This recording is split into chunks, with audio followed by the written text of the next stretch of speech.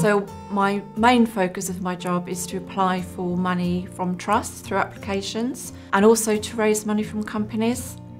So company giving, charities of the year, that kind of area.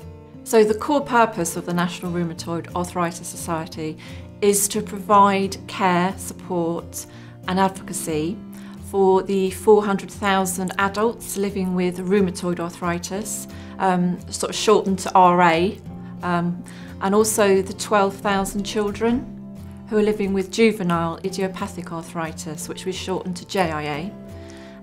We aim to do that through publications. We have a helpline, which is sort of the real cornerstone of what we do. Really, we aim to be the go-to place for people who are suffering from these diseases, autoimmune diseases, and they can have a devastating effect on the lives of people and their families. There are 4 helpline operators, all sort of highly skilled, highly trained.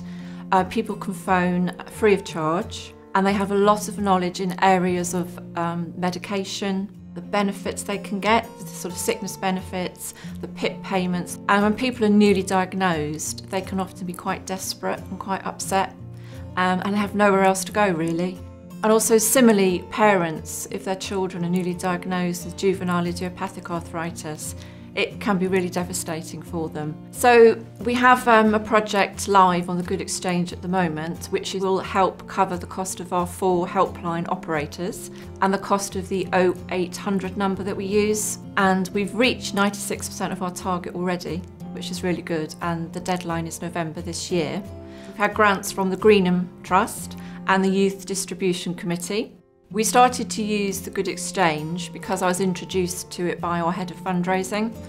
She'd used it previously. Our goal is to really be matched with a lot more funders on a national basis because we are a national charity.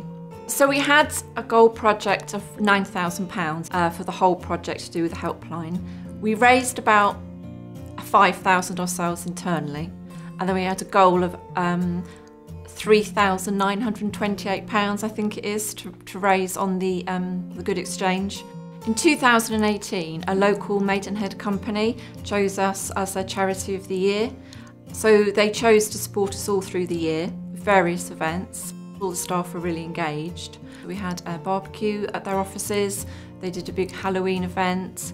They also ran the Royal Parks Marathon in London for us. The match funding was a really big incentive for us because we had a really good relationship with our Charity of the Year. They were quite happy to pay it through the Good Exchange, and then that almost doubled the donation for us. And it was very straightforward to do. It was a big opportunity for us to use that match funding capability, yes. Those funds will make a huge difference to our helpline, yes. What I like about the Good Exchange is that it saves time doing multiple funding applications. All the funders are in one place on the Good Exchange. So you have access to a number of funders by just writing one application, one project on there.